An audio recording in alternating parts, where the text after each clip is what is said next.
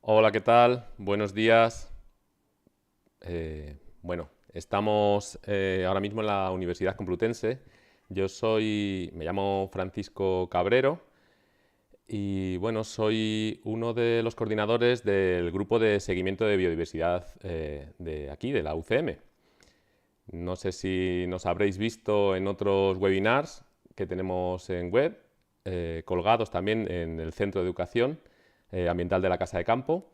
Pero bueno, pues os remito a ellos si os interesa y si os resulta interesante lo que os voy a contar hoy. Hoy estoy solo, como veis. Me iba a acompañar otro profesor, José Francisco Gómez, pero bueno, se encuentra en un proyecto de cooperación internacional y está en un lugar donde la recepción y la emisión de Internet no es muy buena. Entonces, al final hemos preferido pues obviarlo, ¿no? Que no participe hoy. Ya participará próximamente en cualquier otro webinar, pero hoy al final, después de haberlo intentado y haber probado la conexión, pues hemos visto que no era posible. Pero bueno, no os preocupéis, yo os voy a contar mejor o en peor medida lo que él también os iba a contar. Más o menos os vamos a contar lo mismo, ¿no?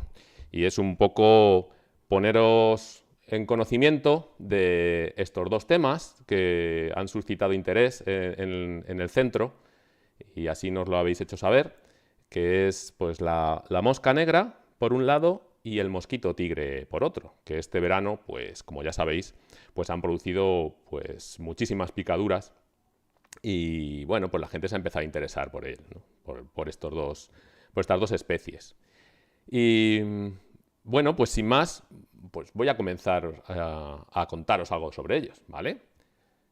Como ya sabéis, bueno, nosotros somos un grupo que hacemos seguimiento, monitorización de biodiversidad, ya sea de plantas, ya sea de vertebrados o de artrópodos. En concreto, pues mi compañero José Francisco y yo hacemos todo lo que se refiere a artrópodos.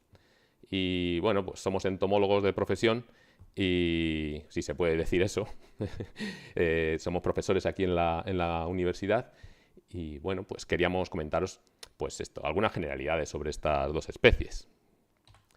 Bien, pues vamos a ver.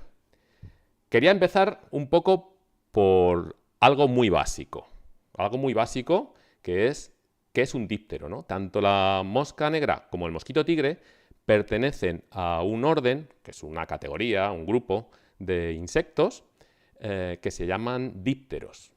Y se llaman dípteros porque, bueno, pues significa dos alas. A diferencia de otros insectos con alas, este grupo de insectos únicamente tiene un par de alas. ¿Qué ha pasado con el segundo par de alas? El segundo par de alas trasero lo han modificado, como podéis ver en la imagen de la derecha, en lo que se conoce como balancines o también halterios. Son una especie... imaginaos tener la imagen como del trapecista que va andando sobre una cuerda floja y que utiliza una pértiga, pues más o menos es eso. Son como giroscopios que van a utilizar para poder volar mejor. ¿De acuerdo? Bueno, pues casi todos, la inmensa mayoría de los dípteros tienen esos balancines y han modificado el segundo par de alas en estos, con lo cual pues solo tienen un par de alas. Como ya sabréis, los dípteros son insectos y los insectos pertenecen a un grupo que se llama hexápodos, que son animales con 6 patas, que a su vez pertenecen al filo conocido como los artrópodos. ¿Vale? Artrópodos, en el grupo de los artrópodos, como ya hemos visto en algún otro webinar, tenemos tanto arácnidos como miriápodos, como, bueno, pues hay otros grupos, ¿no? Pero bueno, está el grupo de los hexápodos. Bien, bueno, vamos a ver. El ciclo vital de todos estos dípteros es un ciclo que se conoce con el nombre de holometábolo. ¿Qué quiere decir esto? Pues que es una metamorfosis completa. Es una metamorfosis gradual en la cual pues, los individuos pasan por 4 estadios. Primero pasan por un estadio de huevo, se desarrolla el embrión, eclosiona el huevo y surge un estadio que se llama larva. La larva sufre varias mudas y va creciendo en tamaño y en masa, hasta 4 o 5 mudas, dependiendo de las especies, y llega un momento que se transforma en lo que se conoce como pupa, que es esa fase en la que se quedan quietas y se producen los grandes cambios corporales, para dar lugar a, por último, al último estadio, que es el estadio de imago o de adulto, que es el que más conocemos, ¿no? La típica forma con alas, que es con la que frecuentemente nos encontramos. Si os dais cuenta, os estoy poniendo todo el rato como ejemplo de díptero una mosca que todo el mundo la conoce, que es la mosca doméstica, ¿no? Pero bueno, que no es la única que hay dentro de este grupo, como luego veremos. Diréis, bueno, qué asco de moscas, ¿no? Que siempre están ensuciándonos, son solo molestas. Pues quería también comentaros que su papel es muy importante en la naturaleza, ¿no? Entre otras cuestiones, son uno de los grandes grupos polinizadores. Polinizadores como las abejas, como las mariposas, como los escarabajos, pues hay grupos de dípteros que también actúan como polinizadores de plantas. Luego también una de las funciones que pueden realizar en los ecosistemas es el reciclaje, ¿no? Como tenéis aquí en la imagen de abajo a la derecha, reciclando materia orgánica en descomposición, ya sea vegetal, animal, excrementos, estas las vuelven a reintegrar dentro del sistema. Otra de las funciones es participar de las cadenas tróficas, son fuente de alimentación para muchos animales, como tenéis aquí en la imagen de abajo a la izquierda, ¿vale?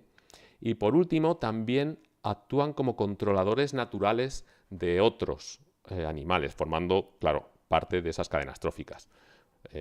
Por ejemplo, la imagen de arriba a la derecha, que tenéis allí una mosca del grupo de los asílidos, se llaman moscas asesinas, pues que muchas veces se utilizan en control biológico para controlar otros grupos de especies. O sea, que no solamente nos tenemos que quedar con la idea de que qué asco las moscas o qué asco los mosquitos que nos pican, habría que extinguirlos a todos. No, no. Cumplen un papel fundamental en los ecosistemas. Solo un pequeño porcentaje son los que a lo mejor tienen esos efectos nocivos, pero todo, si os dais cuenta, desde un punto de vista antropocéntrico, ¿vale? Bien. Para que os hagáis una idea de cuántos dípteros hay, ¿no? Dentro de los dípteros podemos hablar de moscas, mosquitos, tábanos. Fijaos que esta tarta de colores indica el número de animales que se conocen en la actualidad.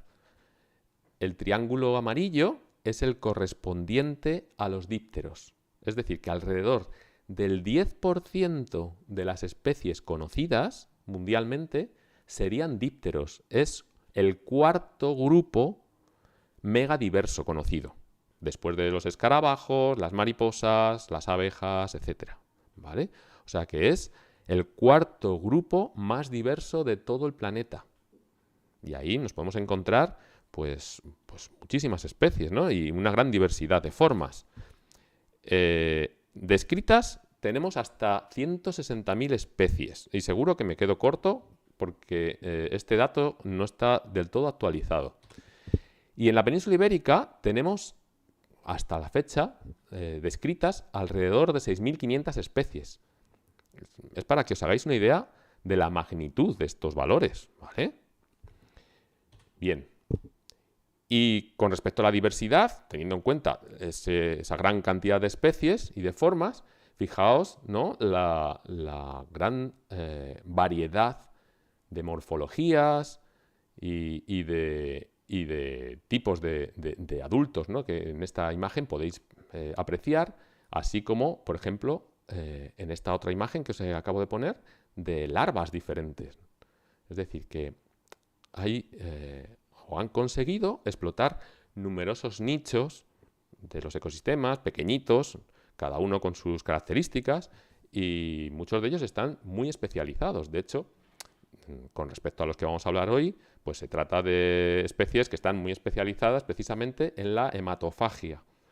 Han adoptado un tipo de vida parasitario y bueno, es el tipo de vida que llevan, ¿no? Un tipo de vida ectoparasitaria, ¿no? De chupar sangre a vertebrados pues para poderse alimentar. Bueno, sobre todo, en la mayor parte de las ocasiones, para que las hembras puedan tener la energía y la proteína suficiente para hacer las puestas de huevos. Bien, bueno, no os quería liar mucho con este árbol, ¿vale? Pero esto es un árbol de relaciones, es un árbol filogenético, se llama en ciencia, ¿vale? Es un árbol de relaciones entre los diferentes grupos de dípteros. Si os fijáis, arriba está el nombre este de nematocera. La nematocera se conoce de forma así común a los mosquitos, ¿vale? Mientras que un poquitín más abajo, como veis, el resto del árbol se transforma en lo que se conoce como braquicera, que serían las moscas, moscas y tábanos, ¿vale? Entonces, dentro de los nematocera, que son de los que vamos a hablar hoy, tenemos un grupo que se llaman los culicomorfa. Los culicomorfa se consideran uno de los grupos más primitivos, ¿vale? Y dentro de los culicomorfa, tampoco os quería liar mucho, simplemente quiero que apreciéis de arriba abajo, ¿vale?, el nombre de las diferentes familias. Hay 8 familias principales: los ceratopogónidos, los quironómidos, etc. Los simúlidos, esto es importante que lo recordéis, y también, entre otras, los culícidos. ¿Por qué simúlidos y culícidos? Porque dentro de estas dos familias nos vamos a encontrar, por un lado, dentro de los simúlidos, las moscas negras. Y por otro lado, dentro de los culícidos, nos vamos a encontrar al mosquito tigre, ¿vale? Los simúlidos podemos decir que es un grupo amplio dentro del cual pues todas las especies que nos encontramos las solemos llamar moscas negras, mientras que los culícidos pues es un grupo de mosquitos diverso, ¿vale?, en el cual pues incluyen pues la mayor parte de los mosquitos que habitualmente nos pican, ¿no? Cules, aedes, anófeles, etc. Bien, bueno, pues después de esta pequeña introducción vamos a empezar a hablar ya de nuestros protas. Nuestro primer protagonista de hoy es el mosquito tigre, que lleva el nombre científico de Aedes albopictus. Aedes en griego significa odioso, cansino, mientras que albopictus significa album es blanco y pictus pintado, o sea que sería algo así como el odioso pintado de blanco. Odioso porque zumban, porque nos molestan. Cuando nos vienen a picarnos, están aquí rondándonos. Y albopictus, pintado de blanco, porque como veis, tienen las patas ajedrezadas. Son negras con manchas periódicas blancas. ¿Sí? Bueno, pues este es uno de los protas de los que vamos a hablar hoy. Se parece mucho a otras especies próximas a él, como Aedes aegypti, que sería otro de los mosquitos de la fiebre amarilla, por ejemplo, o Aedes japonicus, que sería otro mosquito que próximamente seguramente nos invadirá también, etc. Bien, pues Aedes albopictus es una especie que mide alrededor máximo 1 centímetro. Es de los más grandes, no os creáis. 1 centímetro. Y si os fijáis, como peculiaridad, tiene las patas largas y suelen ser quebradizas. No sé si alguna vez los habéis tocado o intentado coger, o habéis matado a alguno porque os estaba molestando y habéis visto. Las patas se las suele cortar con facilidad, ¿no? Se las suele dejar caer. Y si os fijáis también, las antenas son largas.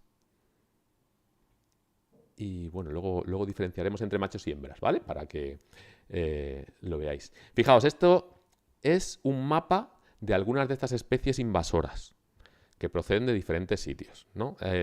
Aedes albopictus, el mosquito tigre, no es una especie que tengamos de forma natural en la península ibérica. Es una especie importada. Importada principalmente, como podéis ver aquí, de la zona oriental, es decir, de China, India, Vietnam, etcétera, ¿vale? De toda esta zona. Y desde ahí ha invadido todo Centro y Sudamérica, parte de África y también parte del Mediterráneo y Europa. ¿Sí? bueno, ha ido a aquellos lugares donde las condiciones se asemejaban relativamente a aquellas condiciones originales en donde vivía, ¿no? ¿Y cómo ha podido llegar aquí, al Mediterráneo o a otros lugares del mundo? Pues básicamente por la globalización, por el transporte de mercancías. Como ya veremos, los lugares de cría son muy sencillos y entonces, gracias a ese comercio, esos transportes, pues al final terminó llegando a nuestras puertas y aquí viene para quedarse, básicamente. Tendremos que irnos acostumbrando a él. Si nos fijamos en la distribución en Europa, en el Mediterráneo, mirad que en rojo tenemos los países donde está totalmente naturalizado, donde ya va a ser muy difícil o quizás imposible eliminarlo. ¿De acuerdo? Entonces, si os fijáis, pues Italia, Francia, Grecia, Albania, España, ¿vale? Son lugares en los que esas zonas rojas muestran que este animal se ha establecido y se va a quedar ahí. En amarillo, porque si os fijáis esto es un mapa reciente de este mismo año, en amarillo está aquellas zonas donde recientemente se ha observado y ha sido introducido. Y mira, entre otras tenemos, por ejemplo, la Comunidad de Madrid, ¿vale? Y luego en verde son lugares donde hasta el momento no tenemos datos, ¿vale? Parece que está ausente, pero esto es susceptible de ir disminuyendo. Es decir, que cada vez puede ir aumentando más el color rojo y amarillo a consecuencia, sobre todo, del cambio en las temperaturas, ¿no? Estos animales favorecen un clima tropical, subtropical, templado, como mucho ligeramente templado frío. Con el aumento a nivel mundial de las temperaturas, pues extenderá su distribución. Eso es natural. Ellos no entienden de fronteras. Entonces, se favorecerán nuevos lugares de cría y la distribución de estos bichejos pues podrán extenderse, ¿vale? Bien. Bueno, en Europa entró primeramente por Albania. Llegó en Albania hace 40, 50 años y a partir de allí se fue extendiendo por todo el Mediterráneo. En España, por ejemplo, las primeras citas son de hace 15, 20 años máximo y desde entonces pues ha ido en aumento. Fijaos, esta es la distribución actual. Bueno, este mapa es del año pasado, de mayo del 2020, es la distribución en España. Y si os fijáis, ¿cómo se distribuye? Pues este bicho no es tonto, o sea, busca lugares cercanos a la costa, litorales, si os fijáis, ¿vale? Bueno, algunos otros lugares un poquitín también más templados, ¿vale? Y luego, bueno, pues hay zonas que desconocemos si existen, pero recientemente, como os he dicho, se ha observado en la Comunidad de Madrid y en otros lugares, en Toledo, por ejemplo, y aquí no está marcado, entonces posiblemente esto irá en aumento. Y lo de abajo es una gráfica que muestra los niveles poblacionales que se han ido viendo a lo largo del tiempo. Si os fijáis, según pasa el tiempo, los niveles, las curvas, han ido en aumento. La del 2020, que es esta roja última, no está completa porque están estos muestreos realizados hasta mayo del año pasado, ¿vale? Pero imaginaos, en comparación con el resto, seguramente era pues al mismo nivel o superior, ¿no? que las anteriores. Como veis, las poblaciones están en lugares óptimos y van a ir creciendo. ¿Cómo es la biología? Bueno, para contaros la biología, y primero para diferenciaros machos y hembras, os he puesto aquí una especie, porque no he encontrado para Aedes albopictus, para el mosquito tigre, no he encontrado algo similar, pero es que Aedes aegypti es una especie que se parece muchísimo. De hecho, se las confunde frecuentemente a Aedes aegypti con Aedes albopictus. Entonces, la forma de diferenciar machos y hembras es igual, tanto en una especie como en otra. El macho, si os fijáis, tiene las antenas plumosas, mientras que la hembra las tiene simplemente largas, filiformes. Bueno, puede tener algunas sedas, pero fijaos en comparación el macho, las sedas que tiene, ¿no?, en las antenas, que son totalmente plumosas en comparación con la hembra, ¿no? ¿Para qué sirve esto? Pues esto simplemente es para captar, para tener una mayor superficie, para captar las feromonas que emite la hembra y el sonido que emite la hembra cuando zumba, ¿vale? O sea, son como receptores para localizar a la hembra. Y también, si os dais cuenta, el macho tiene algo aquí en el aparato bucal que la hembra no tiene. Fijaos en el aparato bucal. El aparato bucal, aquí en la foto de la derecha, es un aparato, la llaman probóscide o pico, ¿no? Pero normalmente se llama probóscide. Es un pico que está modificado, ¿no? Los insectos normalmente tienen habitualmente un aparato bucal masticador con mandíbulas. Bueno, pues ellos modifican las mandíbulas y las maxilas en una especie como de capas protectoras longitudinales sobre este labio que es como una jeringuilla. Es una jeringuilla con la que nos pican directamente. Y bueno, pues los machos tienen estos apéndices bucales, que son los apéndices, los palpos labiales, perdón. Estos palpos los tienen como muy notables, mientras que la hembra no. ¿De acuerdo? Entonces son una forma de identificarlo. Las hembras además son un poquito más grandes que los machos. ¿Y qué tipo de vida tienen? Pues en principio la hembra es la única que pica, ¿no? Los machos, ¿qué hacen? Pues normalmente van a plantas, chupan fluidos vegetales y punto. Las hembras lo que sí hacen, o sea, necesitan picar porque necesitan tomar la proteína necesaria para luego poder realizar la puesta. La hembra, cuando, no os lo he dicho antes, cuando se acerca a nosotros a picarnos, zumba. ¿Y por qué zumba? Pues os preguntaréis, ¿por qué zumban los mosquitos? Si es más fácil, si le escuchas, es más fácil matarlo, ¿no? En ese momento. Bueno, ya habéis visto que tienen estrategias para salir huyendo y muchas veces ni les pillamos, ¿no? Y ese zumbido precisamente es para captar la atención de los machos. Los machos habitualmente no hacen ningún caso a las hembras, pero sin embargo los machos se excitan cuando escuchan el zumbido de la hembra, ¿vale? La hembra, cuando se acerca a nosotros, zumba para decirle al macho: estoy a punto de tomar proteína, así que voy a estar preparada para hacer una apuesta si copulas conmigo, ¿vale? Entonces, los machos es el momento en el que se activan, ¿de acuerdo? Entonces, la hembra nos pica y luego ya pues se reproducen y la hembra pone la puesta. La hembra, aquí la tenéis, normalmente deja las puestas sobre un medio húmedo. Bueno, aquí en esta imagen es como un charquito de agua. Bueno, puede haber sí un charquito de agua, pero también no necesariamente es un agua corriente, es un agua normalmente estancada o un lugar simplemente húmedo, con materia orgánica, pero con bastante nivel de humedad.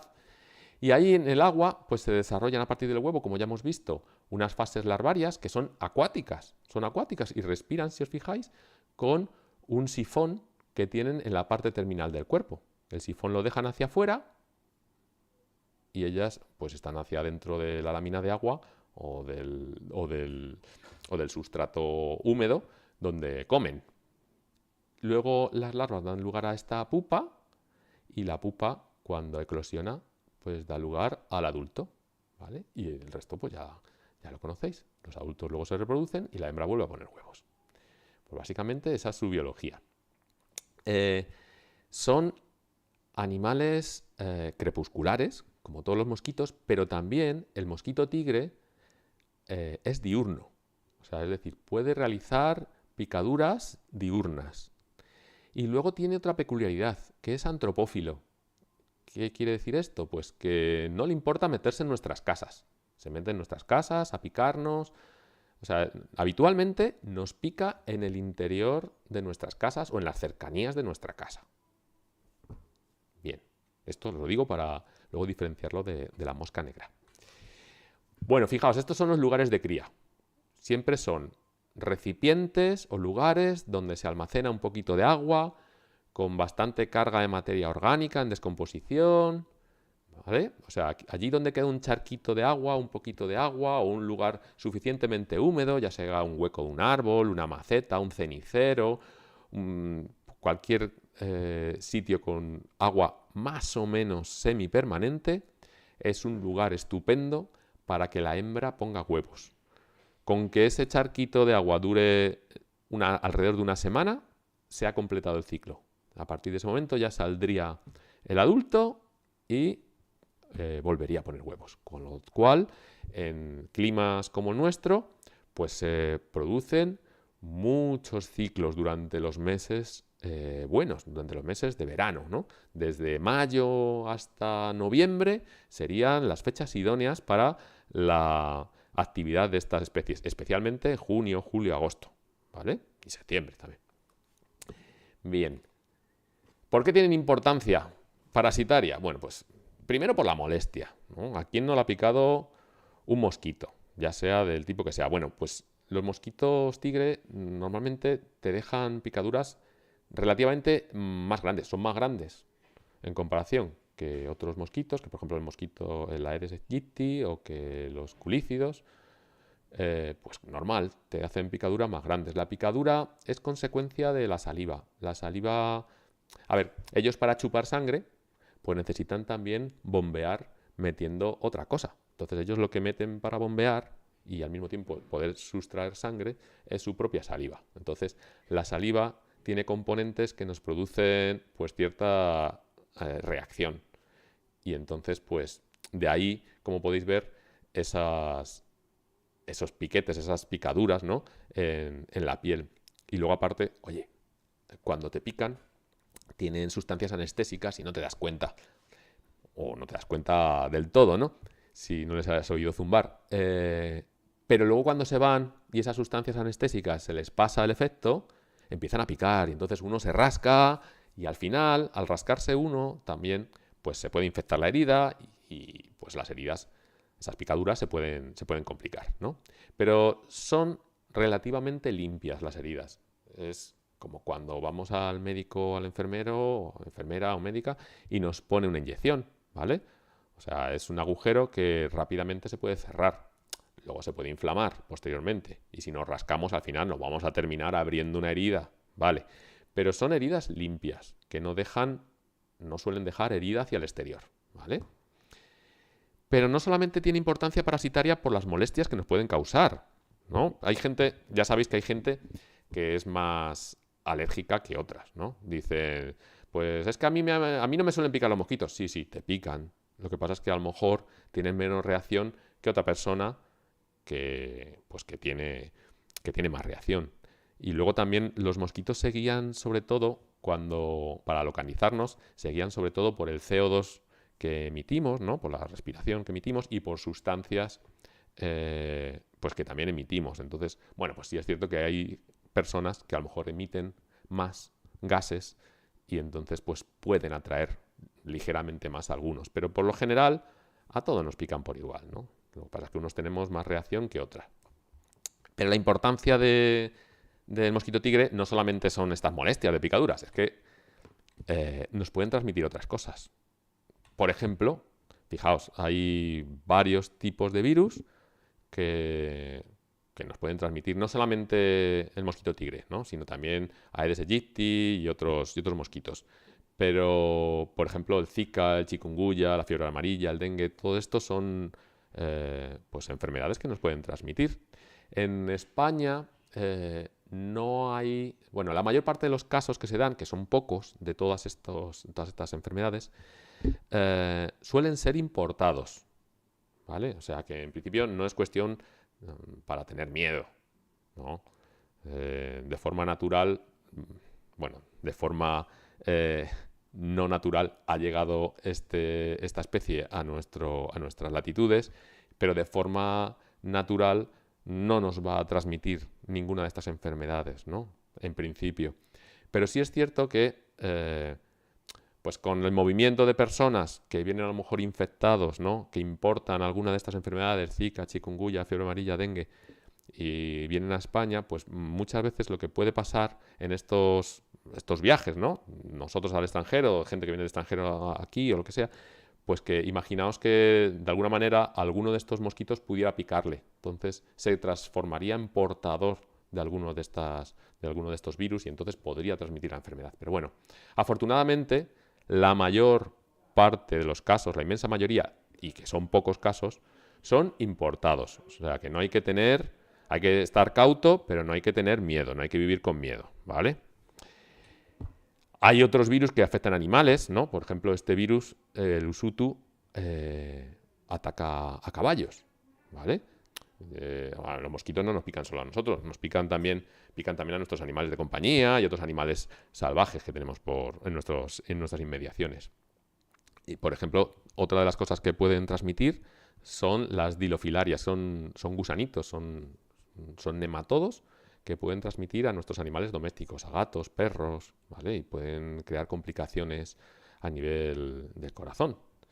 O también incluso pueden transmitir algunas bacterias, como esta, la Wolbachia, a otros artrópodos. No es que les piquen a los artrópodos, pero sí puede haber cierto grado de infección, ¿vale?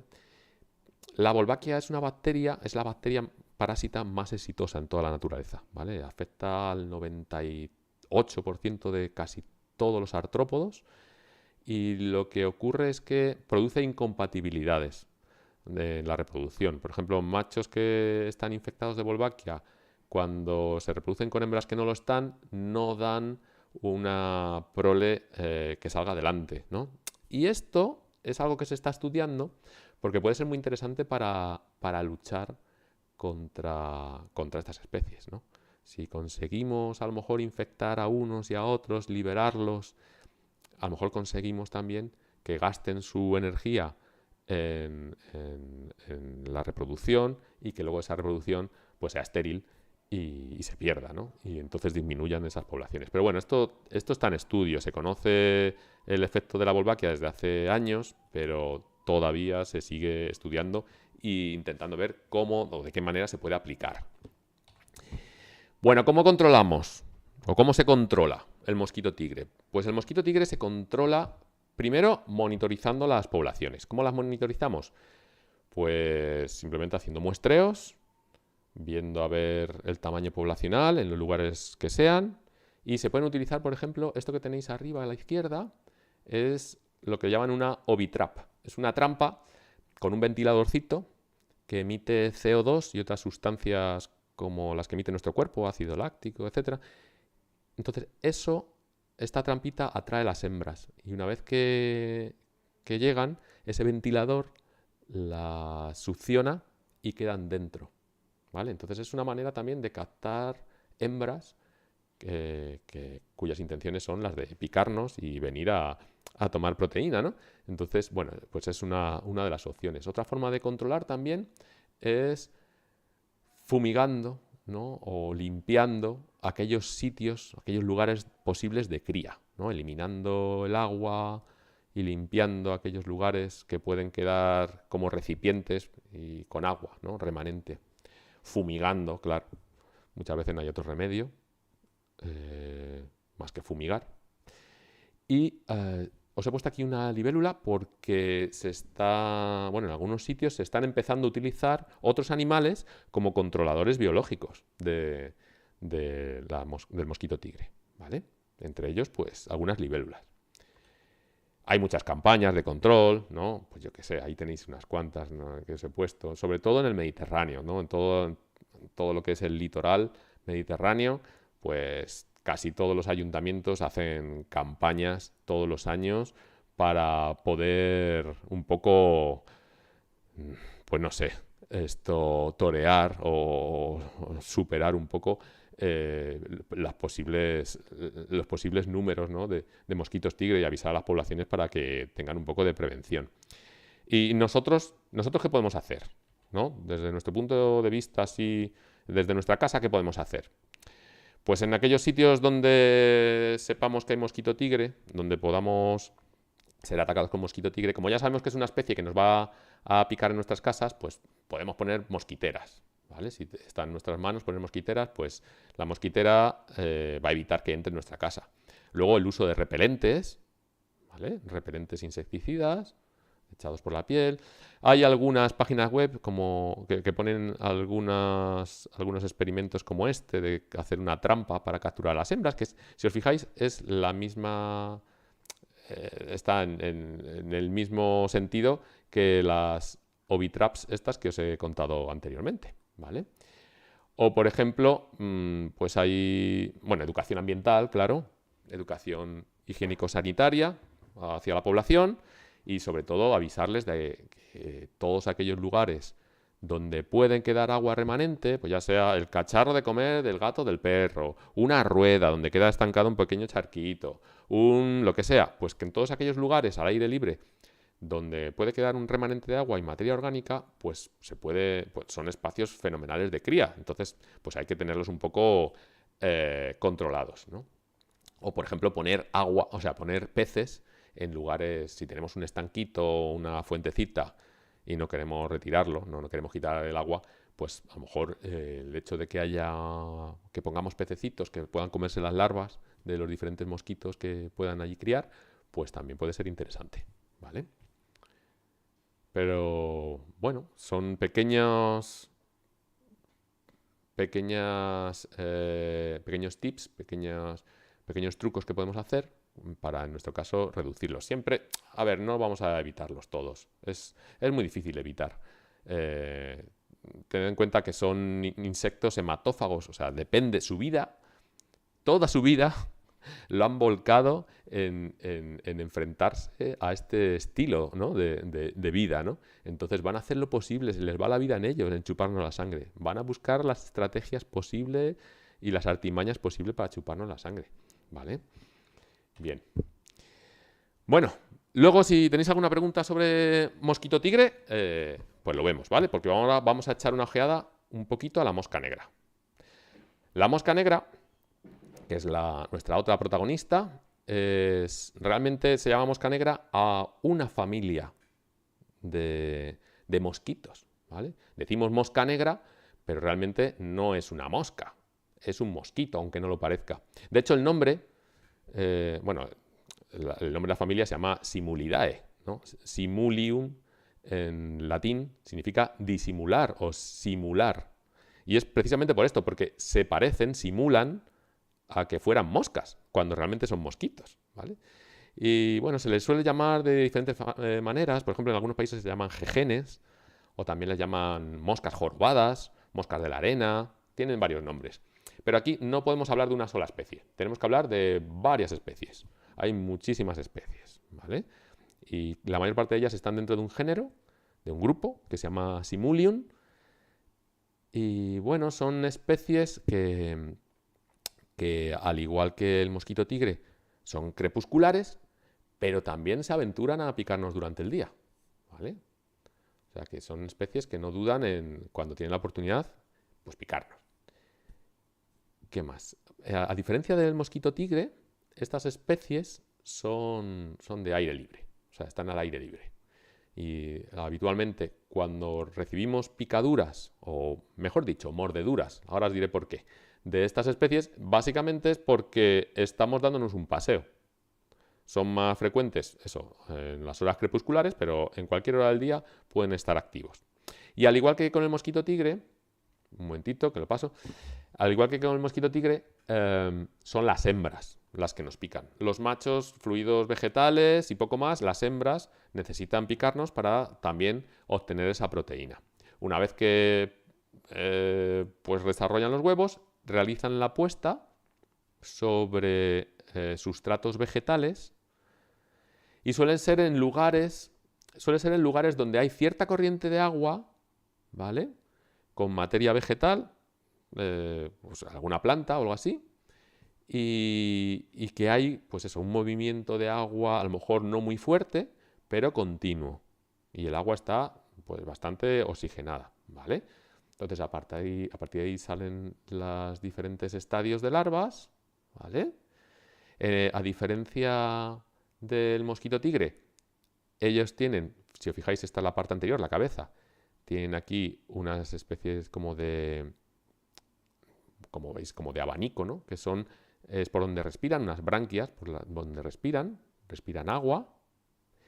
Las larvas dan lugar a una pupa, que también tiene un árbol branquial, y luego la pupa, cuando eclosiona, da lugar al imago adulto, ¿vale? ¿Por qué he dicho mordedura? Pues porque estas especies no tienen un aparato bucal picador, no tienen una probóscide, como la conocemos, ¿no? Fijaos aquí arriba. Lo que tienen es un aparato masticador, ¿vale? O al menos un tanto masticador. Entonces, ¿Cómo nos producen la picadura o la mordedura? Pues lo que nos hacen es darnos un pequeño pellizco con su aparato bucal y escarban un poco, muerden, creando una especie de agujerito en el cual pues se va colmatando, o sea, se va colmatando la sangre y de ahí ya chupan.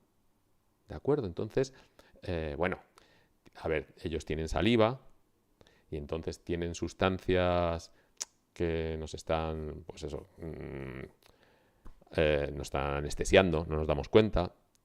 También tiene sustancias anticoagulantes para que eso siga fluyendo y siga esa sangre colmatando ese pocito, ¿vale? Pero bueno, nosotros no nos enteramos. Ellos chupan ahí de esa heridita que nos han hecho y el problema es cuando se van y entonces se nos pasa el efecto de la anestesia, que es una herida que es dolorosa.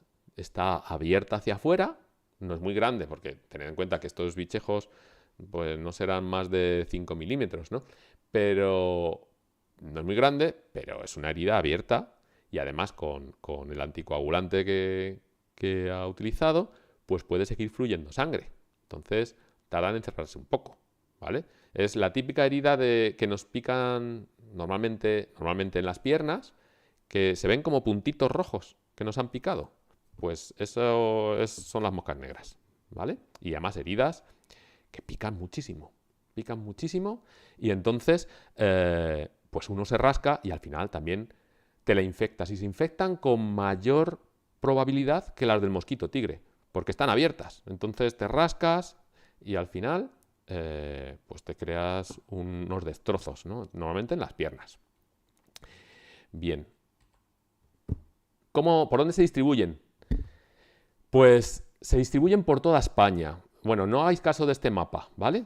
Os he puesto un mapa que tiene los ríos, o sea, allí donde haya aguas corrientes hay simúlidos, hay moscas negras, se distribuyen de forma autóctona, han estado con nosotros siempre, toda la vida, ¿vale? Lo que pasa es que en los últimos años, en esas manchas que veis de color salmón, ¿vale? Es donde se han dado brotes, o sea, mayor número de picaduras de moscas negras. ¿Por qué? ¿Por qué ha sucedido esto en los últimos años? Pues principalmente por cambio climático, por el aumento de temperaturas y por el aumento de lugares de cría por donde podían poner los huevos las moscas negras. Pero las moscas negras han estado con nosotros siempre. En España, no sé si lo digo luego, pero bueno, lo adelanto, ¿no? Habrá como unas 50 y tantas especies de Simulium. Y bueno, normalmente en un lugar concreto, pues no suele haber más de 20, 25 diferentes, ¿vale? Y bueno, se cree que hay en realidad muchas más especies. Cuando se han empezado a hacer pruebas genéticas, se ha visto que lo que se pensaba que era una sola especie, pues a lo mejor era un grupo de 10 especies que se parecen mucho entre sí, ¿no? Morfológicamente, pero que luego, pues genéticamente no tienen nada que ver. Entonces es un grupo muy complejo. Y algunos autores están diciendo que van a tener una diversidad pues multiplicada por 10 con respecto a lo que se conoce en la actualidad, ¿vale? Entonces, como veis, también la distribución de los brotes, ¿dónde está? Pues se parece bastante a donde está el mosquito tigre, ¿no? Toda la zona litoral, ¿vale? Desde Barcelona hasta Cádiz y Huelva, ¿vale? Y luego algunas zonas centrales, como Madrid. ¿Sí? Bien. Fijaos, estos son los lugares de cría habituales. Pues acequias, por donde pasa agua corriente y hay plantas, ¿no? Plantas donde ponen los huevos, las hembras, ¿vale? O, por ejemplo, aquí está el río Manzanares, también, donde este año pues han dado en sus alrededores pues bastantes picaduras, ¿no? De moscas negras, o ríos de agua corriente, en aquellas zonas un poquitín más calmas, no donde esté el pleno flujo de la corriente, pues si hay plantas puede haber. Han estado siempre, han estado toda la vida. Lo que pasa es que, como os digo, en los últimos años les ha ido mejor, precisamente por el cambio de temperaturas. Por tanto, tienen importancia parasitaria, al igual que el mosquito tigre, pues al final nos crean unas picaduras pues que son bastante dolorosas, molestas, y que, como si os fijáis, a diferencia de las del mosquito tigre, estas están abiertas o las abrimos nosotros rascándonos.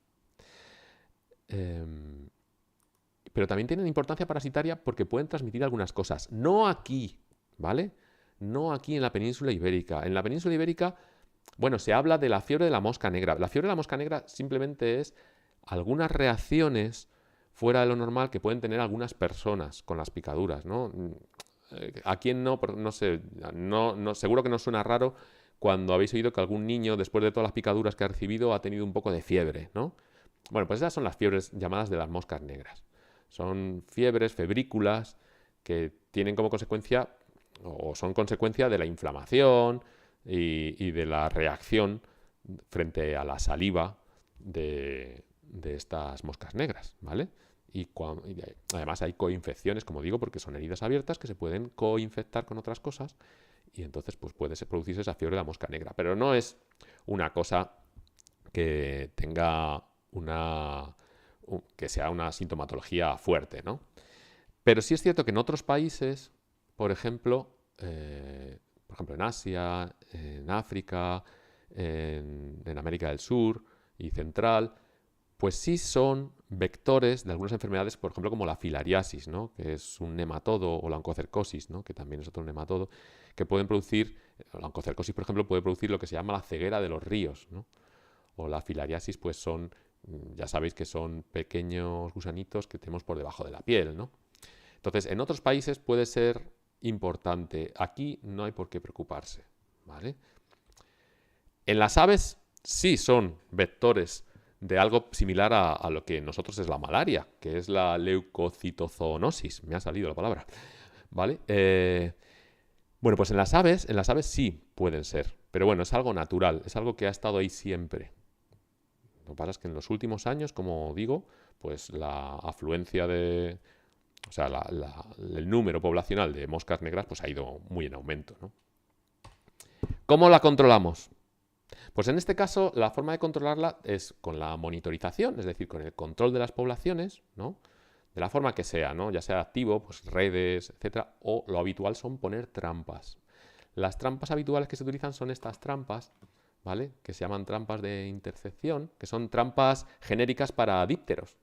Son trampas, muchos dípteros, moscas, mosquitos, se van atraídos por colores oscuros, negros, azul marino, ¿vale? Entonces, estas trampas, que son, como veis, láminas puestas en lugares de paso, se pueden rociar con insecticida o con algún líquido pegajoso, como aquí tenéis en la imagen de arriba a la derecha, y entonces las moscas llegan, los imúlidos, y se quedan pegados, ¿vale? O se mueren. Esa es una forma posible de controlar. Y a veces también cuando se van de las manos, y suele ser lo habitual, ¿no? Por lo barato, no digo que sea lo mejor, ¿no?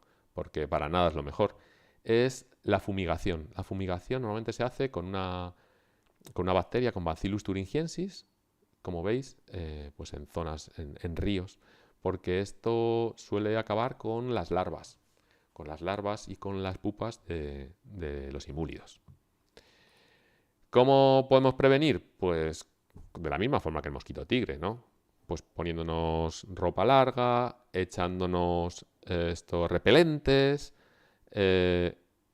evitando a lo mejor andar por lugares con agua corriente cuando se hace más tarde, aunque estén activas todo el día, pero son más activas en horas crepusculares, ¿no?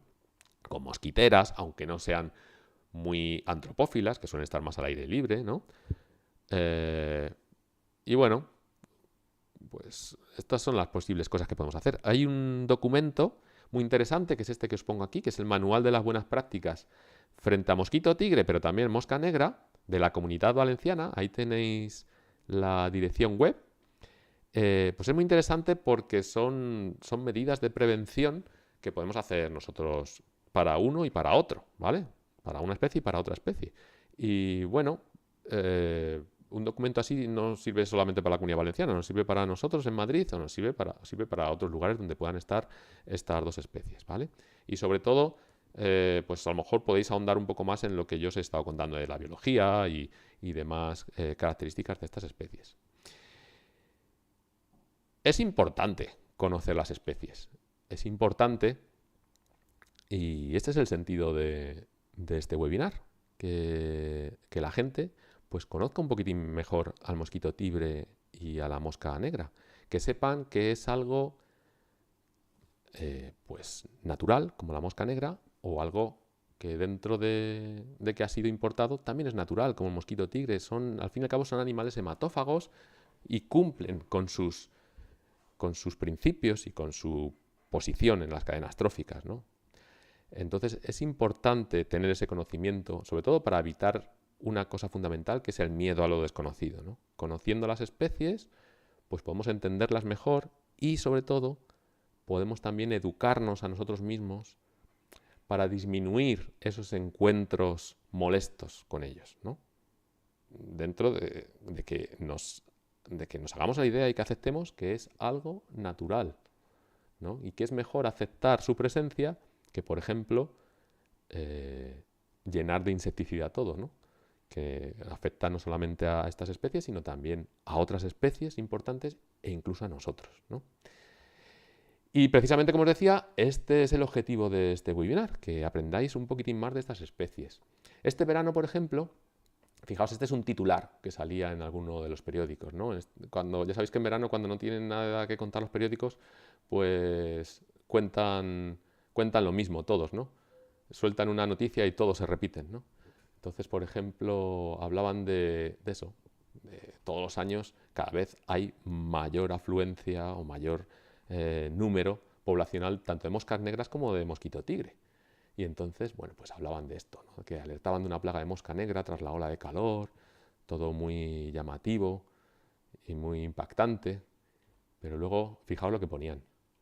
Esto es otro tipo de mosca, ¿no? Esto es un sarcofágido, esto es una mosca relativamente común, no tiene nada que ver con las moscas negras, esta mide más de 1 centímetro, ¿no?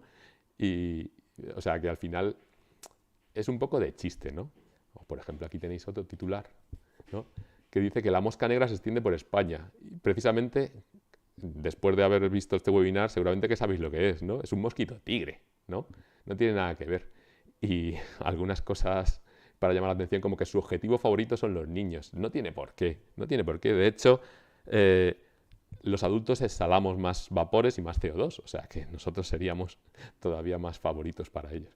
Pero bueno, ya sabéis que esto se suele hacer para llamar la atención, para impresionar y porque habitualmente el miedo a lo desconocido pues ayuda a tenernos un poco pendientes de otras cosas, ¿no? Pues esto es todo lo que os tenía yo que contar, pero estoy abierto a todas las preguntas que queráis hacerme. De hecho, si me permitís, voy a echar una ojeada a ver las preguntas que habéis ido haciendo. A ver, Mother de Army. Bueno, muchas gracias por tus comentarios. La mesa comunitaria latina. Si ponemos bebederos para aves en verano, ¿cómo podemos evitar las puestas de mosquito en el agua? Mira, pues una forma de evitar es echando unas gotitas de lejía, ¿vale? Normalmente las larvas, tanto de mosca negra como mosquito tigre, no les suele gustar las aguas cloradas. Entonces, si echas unas gotitas de lejía, las aves van a seguir bebiendo sin ningún problema, pero te evitas que proliferen las larvas. Y luego también controlando periódicamente esos bebederos, ¿de acuerdo? O sea, que cada 2, 3, 4 días echar una ojeada a ver si ha caído materia orgánica, retirarla, limpiarlos y volver a echar agua limpia con un par de gotitas de lejía, ¿vale? Bien, Mesa Comunitaria Latina dice, ¿las aves las capturan o existe algún producto inocuo para las aves que elimine las crías de mosquito? Las aves no suelen comer las larvas, no, porque son acuáticas. De hecho, es una manera de escapar también a que se las coman las aves, ¿no? Por lo menos las aves, los paseriformes, los pajaritos, ¿no? Que habitualmente tenemos por nuestro alrededor. ¿Algún producto inocuo para las aves que elimine las crías de mosquitos? Sí, como te he dicho, unas gotitas de lejía. Unas gotitas de lejía suele ser suficiente. El agua clorada normalmente mata las larvas de unas y de otras. No sé si tenéis alguna pregunta más.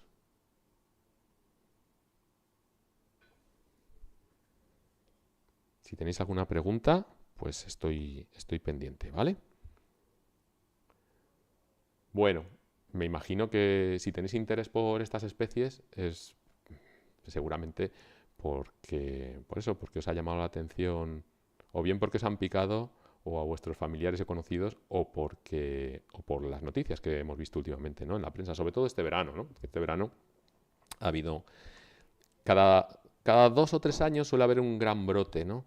El de mosca negra se espera que para el año que viene sea incluso mayor. No es por asustar, pero bueno, que con las precauciones que podamos tener, pues seguramente podremos evitarla. Luz, nada, muchas gracias a ti. ¿Cuáles son algunos de los depredadores naturales de estas especies? Pues los depredadores naturales de estas especies, cuando son adultos, por ejemplo, las arañas. O sea, dejad las arañas vivas por vuestra casa, por ejemplo. Y cuando son larvas, pues normalmente, bueno, adultos, perdón, también odonatos, o sea, libélulas, otros dípteros que también matan mosquitos. Bueno, básicamente eso. Cuando son larvas y pupas, son animales acuáticos, como por ejemplo larvas de libélula, anfibios, peces. Ellos son realmente los verdaderos depredadores, porque de adultos no tienen casi ningún depredador, ¿no? Es que no tienen chicha para comer, básicamente. No merece la pena el esfuerzo de cogerlos, que ya cuesta atraparlos, como para comérselos. Se suelen comer más en las fases inmaduras, o sea, cuando son larvas y pupas. Y ahí, como os digo, anfibios, peces, otros insectos acuáticos, básicamente eso. Nada, gracias a vosotros, Mesa Comunitaria Latina. Pues no sé si tenéis alguna pregunta más.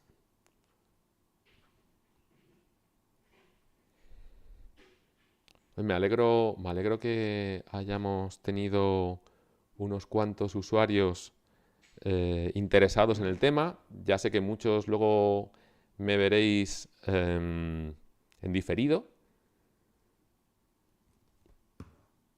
Y bueno, pues no sé si saldrá alguna pregunta más, pero yo antes de que terminemos quería volveros a pedir disculpas porque no ha podido venir nuestro otro compañero, José, pero bueno, espero que yo le haya podido cubrir suficientemente bien, o por lo menos de una forma honrosa.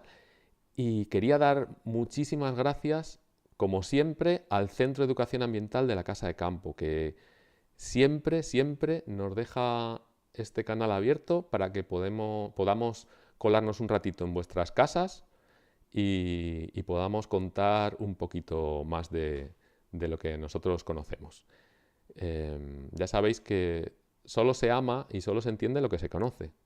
Y a los artrópodos les queda muchísimo todavía por conocer. Así que si tenéis dudas y preguntas al respecto, os interesa algún tema, no dudéis en comentárselo al centro para que así podamos hacer otros webinars próximamente. Irene,